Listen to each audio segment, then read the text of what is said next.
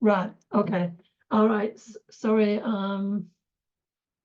Let's get to the start. All right. Today we're going to talk about what I call grant writing fundamentals. If you notice the little fun there, it's to do with how do you get inside the head of the potential funder. Brought to you by myself, Pat Gross, from the Grant Writing Help Desk. Now, maybe different in different countries, in different jurisdictions, but here in Australia, I would say that approximately 4 in 10 applications for grants are funded. Sometimes it could be less than that, especially during the COVID outbreak, for example, because there was a large hunger for funding.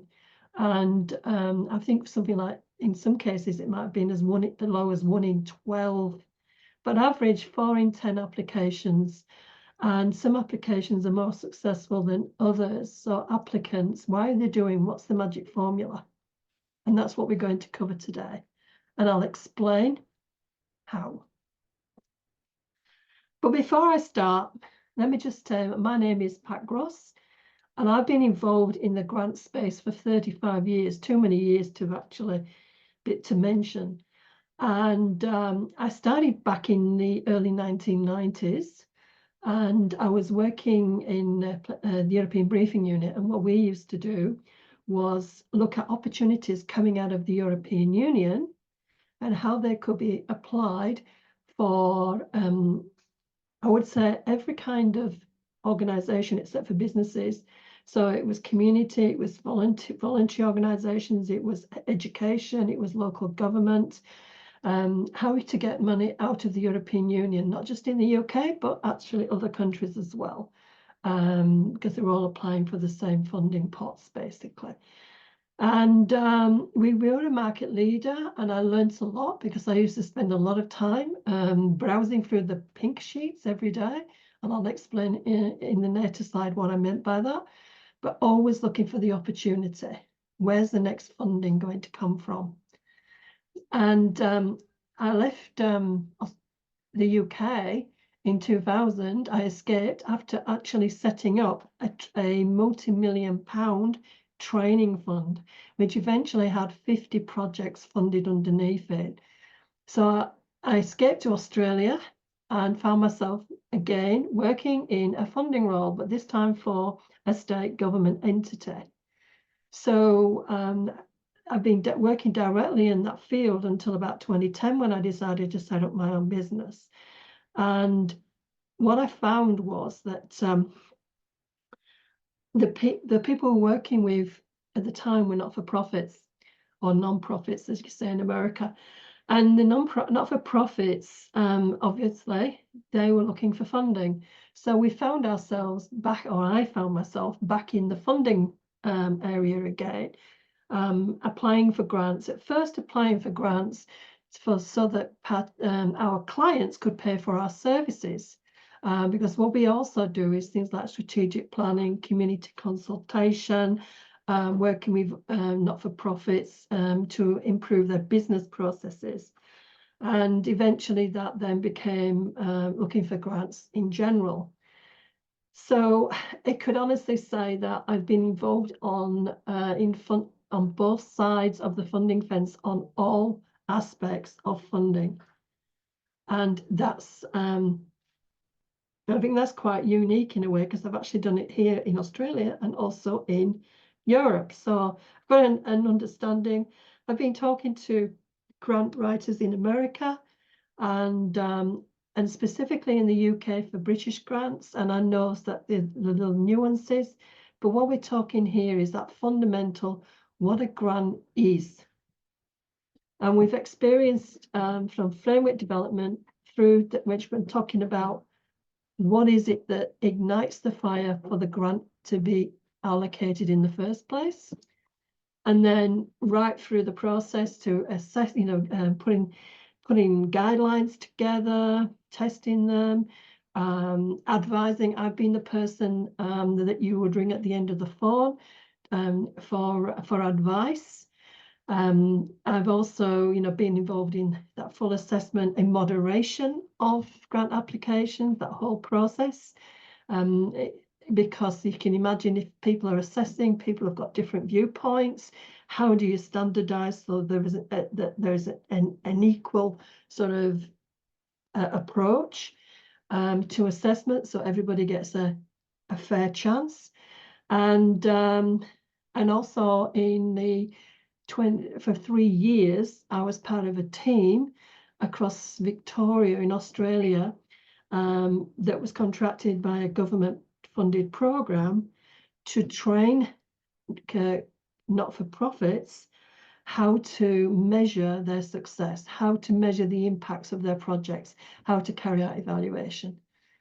And more recently, because we are involved in all aspects of grant writing, from advising to writing applications to training to mentoring, we've set up the grant writing help desk. Blah. Okay, so there's a lot of information there, but that's not what we're here for. And you're here for this session, which we've called Fundamentals. So what we're going to do is how to get inside the head of the funder to greatly improve your chances of being part of that 40%, that 4 in 10 that gets funded. I can tell you, sometimes you might be number 5. Just recently, we had a client who contacted me the day after Easter in a bit of a panic because a government department had contacted them and said, what can you do with this amount of money? Now, it was a 6-figure sum, but it was half of what they applied for. And it said, you know, your unsuccessful applications. So they were a bit flabbergasted because they hadn't been notified that they hadn't been successful. And when we reread what they said, it was actually they hadn't been successful for the previous round last year. And it appears that one of the funded projects may have fallen over, and because it was a 2-year program. So they've been given a second chance to apply to take over the second year allocation of the funding. So in essence, they'd become, you know, as I said, the 5th one, because they were, I think there was 34 across the whole of Australia funded, and they were number 35. So this actually came to be a little bit of a windfall, rather than a panic thinking, oh my goodness, this second application, the most recent one, is still in the process of being assessed.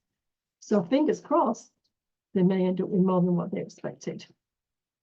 Okay, so what we're going to do now is we're going to have a look at what are the biggest mistakes that people make when they're applying for funding.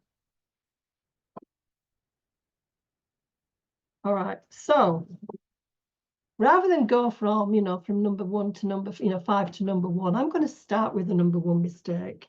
And if you hear nothing else, and it'd be interesting afterwards to see how other jurisdictions do this, but because of COVID or during COVID, and because lots of people were getting turned down with their applications, we were getting approached by people saying, look, we weren't successful with our grant application. We've no idea what we've done. We just got a standard stock letter that was sent out to everybody, and they're not going to actually look at our grant application closely, you know, to tell us, to give us feedback. And I had a look, and I can tell you 100% of the time they made this mistake. Now, it'd be interesting, you know, to figure out what that mistake was, and I'll tell you now. When I went straight to the first assessment question, which is always around what you're going to do. But there's also clues in there that talks about meeting the outcomes of our objectives and outcomes. They would talk about what they want to do. Could be a project, it could be equipment, it could be whatever it is, it's all around them. The secret is that it's not around them. It's around how they can contribute to the funder's bigger picture. Now, somewhere in the background, a grant is a financial instrument to allow a plan or a strategy to come to fruition. So what you'll find is that there may, if it's a government entity, there may be a strategy plan, there may be a framework. At the moment, it's big on the circular economy, on energy efficiency. Each state in Australia, and I'm sure this is the same elsewhere, has got its, its targets, its plan for the next 10 years, 5 years, 10 years, doesn't matter. Even the federal government has got its plan. So they want to achieve a big, audacious goal. They've got the money, but they don't have the people on the ground or the resources on the ground. What we have is organizations and businesses on the ground that have also have got a goal. So I'm using the example here of energy efficiency. They may have, just recently, there's been grants for equipment that can increase energy, replace inefficient equipment. So if you could, in this case, if you could prove that in your business, there was this, I don't know, it could be a heat pump, it could be something, that a generator or something that's been using a lot of energy, and that by replacing it with a new model would actually increase or the energy efficiency, decrease carbon pollution, blah, blah, blah, then you will put the application in and it will be considered against the bigger plan, which is to reduce the emissions. Therefore, what you're doing is what you want to do, but it's contributing to the bigger picture. In social, in social fields, in youth employment, for example, the government may have a target, which may be to reduce, youth recidivism. That's when, going in and out of prison, or increased jobs, opportunities, etc. You may be somebody who's got the skills to work with young people, or you may be somebody who can train young people. But if you can contribute to that big picture, and the bigger picture of all is that if you resolve the problem earlier, it stops the bigger problem later on. So grants are probably in 4 areas overall: economic, social, cultural, and environmental. And in the economic space, and this is where mental health comes in, we just mentioned youth. The idea is that if you can resolve a problem or help address a problem now, you're not going to be reliant on the medical system or unemployment later on in life, or to stop intergenerational issues. So they'll put funding there, which is their aim is to change the bigger picture, but you, from your component, you know what you want to do, but you've got to argue that it actually sorts a bigger picture. And you do that by looking for either a clue to a framework or a strategy, or if not, look up the keywords in the guidelines: aims, objectives, and outcomes. And that's where your pitch falls. So I know that's been a bit long-winded, but what I wanted to tell you is it's a complete mind shift change for some people. If you then get it into your head that it's actually helping address, what they want to do, and you're still going to do what you want to do, but you're actually bringing minds together, that is the #1 mistake that you can overcome. Okay, so that was it, not knowing what the grant is. Oh, I've got to say that even ChatGPT can't get it right, because I was looking at explanation of ChatGPT, and it basically said, sort of what people would expect, applying for money to blah, blah, blah. But it's not, it's more subtle than that. Okay, #2 mistake, again, I've just mentioned that, is not pitching to how your proposal helps the funder to achieve their objectives and outcomes according to their overall strategy plan. Now here, I don't know whether it's going to work or not, but I put a plan in, an example.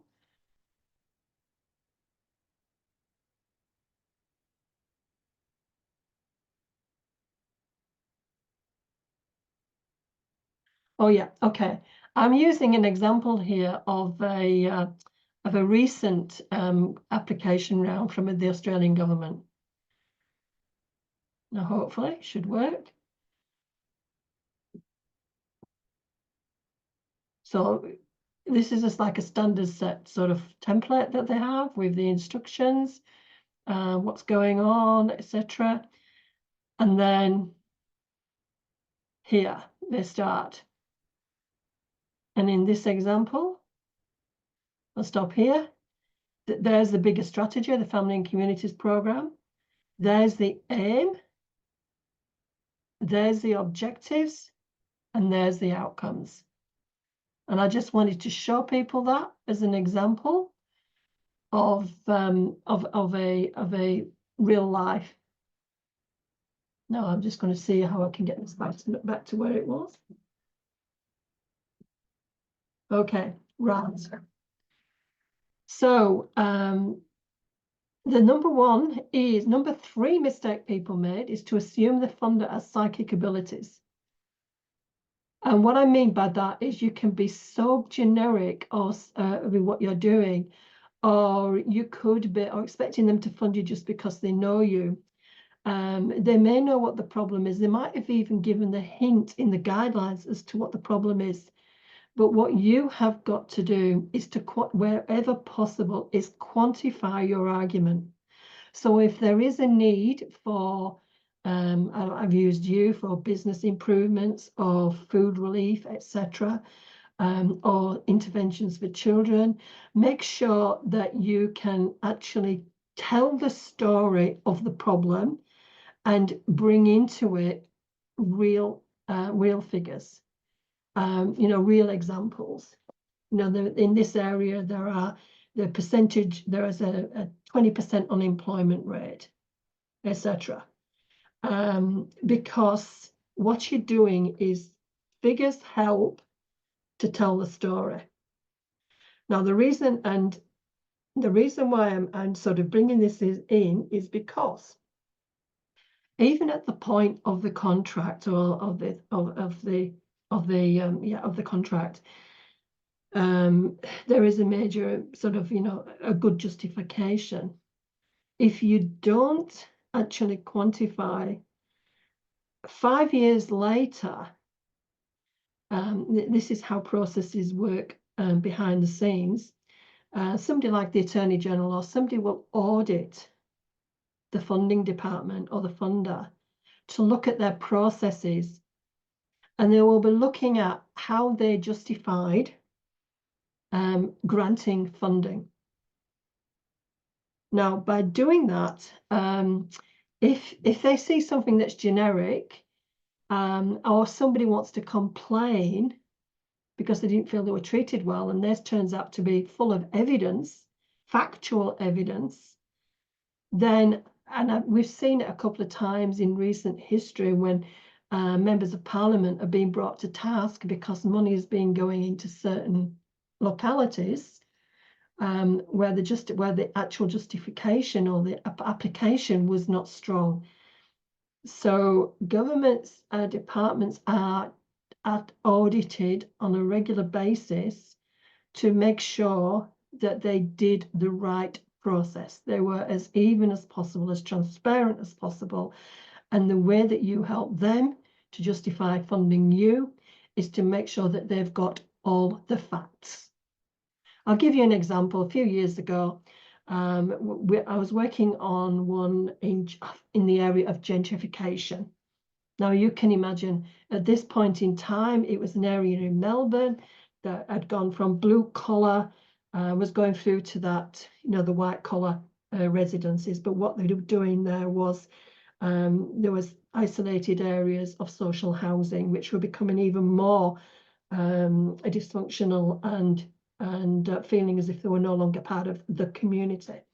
But we were able to quantify those figures because If somebody was looking in 5 years' time and looking at that same area, they'd go, what problem? You know, there is no problem here because it had become completely gentrified. So we gave them a really, really specific scenario of the situation at that time.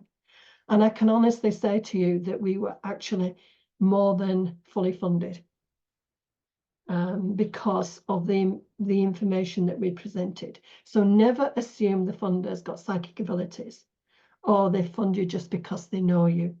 I know that because, as I said, I was on the other side of the fence, and sometimes it become very frustrating if there was this generic, we knew there was a problem, but the application was quite generic, and we just couldn't put it through because it wasn't actually meeting the requirements of the assessment. The number 4 risk. The number 4 thing is not considering or addressing the risk to the funder. So at the end of the day, depending on where the funding is coming from, it could be coming from a philanthropic background, could be coming from a business, even coming from the public person. If it's coming from there, they're accountable to somebody for spending that money. Otherwise, it's a donation. But if they're looking for that, you know, what is the risk to them? And if you address those risks, you're going to go up the value ladder, so to speak. So as I said, the risk is the specific need for the project, which we just covered. Are you eligible? Are you an eligible entity? That's probably the number 2 mistake people make, is that they actually start applying for an application, then realize that they're not actually eligible themselves. The risk is also identified in the project plan. If you put together a skimpy plan, you're high risk. But if you put together a detailed plan, it shows that you've actually thought about it. And a detailed plan would also marry up very well with a detailed budget. Also, looking at the budget, that is the second way of looking. What I used to do was look at the budget and compare it with the story of the narrative. And it was amazing how frequently what they were wanting in the budget did not match up to what they were wanting to do in the narrative. So consider, you know, the risks. Now, the other thing about it is you may be applying and you want to say, look, you want to get funded, so you actually make your budget as low as possible. That is a biggest mistake as it is to make your budget wildly, you know, overpriced. You have to be realistic. Now over here in the government resources, they like to see the pricing at the industry level. I'll go back to a story going back to, again a few years ago, working with a not-for-profit that had done 3 years of a project, and they'd done it for $137,000, and the $137,000 relied on a high level of volunteers, 2 part-time coordinators, and people using their own cars. The next time we applied, I came on board and we applied. I said to them, you do realize who you are applying against, the kind of businesses, the kind of organizations. So we actually redid the budget, and we looked at professional staff and 2 fleet cars, less reliance on volunteers, and they got $750,000. The biggest risk was the low one, because at the end of that first 3 years, the volunteers were burnt out. The part-time staff had changed a couple of times, so there was no continuity. So, you know, the budget and the resources is an important indicator of the likely chances of the project working. Your organizational operational capacity, that will come into your proposal somewhere. Your organizational is at the top, and it's in relation to being able to manage the contract. Who's going to make sure that the conditions of the contract are being met, the timing of reporting, the risk, the intellectual property, etc. So again, it's important that you convince the funder that you're a professional organisation. Operational capacity. That's another one, is, you know, the staff or other resources that you're using, making sure that you do have enough in place to be able to manage the project. And then your clear and achievable goals. So these are things that you need to think about when it comes to putting together your business case, is to also think about how you would address any concerns of risk. And finally, the biggest risk of all is trying to put a square peg into the round hole. And I really enjoy that picture because it got it completely wrong. And I thought, I'm going to leave that in anyway, because that's putting the round peg in the square, in the round hole in the square peg.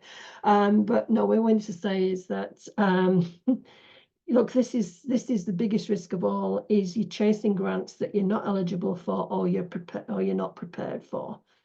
In my government role, I would see people just chasing every single grant that came past their door.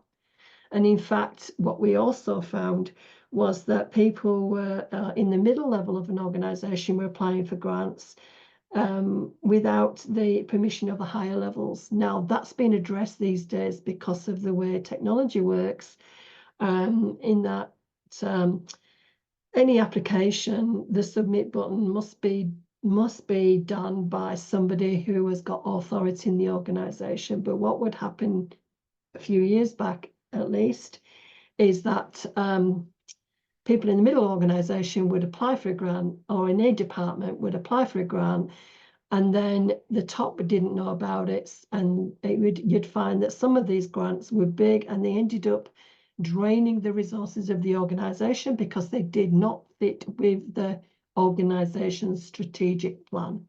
That's another one, is make sure that the grants that you are looking for actually fit your organisation's strategy and your organisation's goals.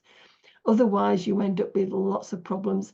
Back in the UK, because of the way the funding model and worked in Europe, we found projects that were funded for 500,000 euros that actually cost a lot more than that to rectify when the projects went wrong.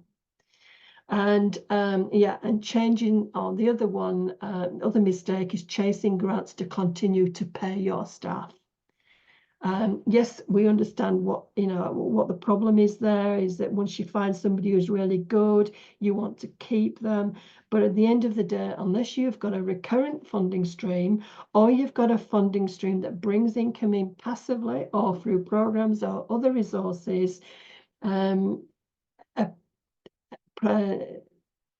roles associated with projects that are funded are project-related roles. They're not permanent staff roles, they are project-related roles. So it's essential that that is made very clear and maintained throughout the length of the project itself. Yes, the project may be extended for a few months with agreement with the funder, but one way to address that is to keep looking and dovetailing from one position to another, but they are separate contracts. Okay, so what we have put together is a document here, which is called an action plan for fundamentals. So what we say to you, first of all, is, are you an eligible entity? Because there's no point. Is there a reference to a plan, a strategy, or a research paper? If there is, read it. Read the guidelines thoroughly and any other guidance. Look for the aims, objectives, and outcomes, and refer to these when you're putting together your business case. Research the need, opportunity, and gaps, and quantify. And then create a solid business case as if nobody else knows you, and you need to leave a lasting impression. So it doesn't matter whether this is a structure. Now, in different countries, there are different approaches and jurisdictions. Now, in Australia, mainly because of that, I think because of the Smarter Grant system, there is actually a structured business case process when putting together grant applications. In other places, you have to actually, you've got a blank sheet. So I can't stress just how lucky Australians are if they actually looked at the structure of putting together those grant applications, follow a very, very succinct business case development process. So if you are looking at putting in a submission for, I don't know, funding from a corporate, from somebody with corporate social responsibility, a business out there, I would be taking the principles or the key questions from a grant application process and replicating them, putting together your business case for funding from an external funder. Okay, so recap, not knowing what a grant is, putting together the wrong pitch, assuming familiarity, you know, expecting them to be psychic or just put something through because they know you, not thinking about the risks involved and trying to go for every project or every grant by just trying to put the square peg in the round hole. Okay, we have got a free, actually, planning app. Now, we're having problems with, I think it may be Apple at the moment, but we've certainly got it on the Android. There is actually a project, the Get That Grant project planning app. We also have it on our website as a form. So if you're thinking of putting together a business case, not attached to a application or anything like that, but actually using those questions, those basic questions, you can, fingers crossed at some point, find them on the in the app stores, or come to my getthatgrant.com website and you'll be able to access a form there. We don't look at them, that's just for you. But we, you know, that's a one way of being. So if you've got an idea of something you want to put together, you can, that's 50% of the problem. Then what you do then is if an opportunity comes across, you look for their guiding principles. If you're looking at a business and you want to approach them directly, go look on their website, look at corporate social responsibility, see what kind of activities they're funding, even look in their annual report, and then put your submission together using those guiding questions to be able to build your pitch, basically. Now then, we do, as I say, we do have a grant writing service, but we also have a Teach Yourself, a DIY service. So if you're looking for grants and you want to do them yourself or want to know how the whole process, we've put them down comprehensively. And what we do when we do our these sessions is we'll give you, we'll give you a discount because that per publication is $97. But if you're interested in getting a copy, we do have them available for $47 for the next 2 days. And all you have to do is to go into bit.ly/TYGWB. So I just wanted to, if you want to take a note there, if you're interested in downloading that. And I can honestly say to you, that is my brain dump from my head. And there's a lot of information in there. Also, if you go to the Grant Writing Help Desk, getthatgrant.com, it takes you through a whole process of that whole journey, what grants are, where to start looking, tools and resources for doing it yourself or to engaging us, or doing some learning and development, some online courses. I have to say that there are some developments coming soon to take this to the next level, so it might be worth keeping an eye on. And if you want to have a conversation with me to explore your options, you can do that again by just going to bit.ly/grants booking. You'll get a copy of this recording afterwards, so if you miss these links, you can catch them later. So next time, we do these on a regular basis. Next time, we're going to be looking at where to find the evidence for a first-class grant application. So why do you need evidence to nail your grant application, which was sort of covered here, but I can tell you, you know, what kind of evidence you need, where you can find it, and how to use evidence to your best advantage. So that will be the what we'll be doing next time in these info sessions. But we, as a grants, and all the only thing we do, as I mentioned before, we do strategic planning. We've got a DIY toolkit, which is available online. We have we do business mentoring, which we also apply to taking business principles and putting them into the not-for-profit sector. And we have we do partnerships and consultations, and we have a partnerships toolbox. So again, you can book a call by using the TCE booking, and that will take us into that space. Okay, so thank you for listening in today.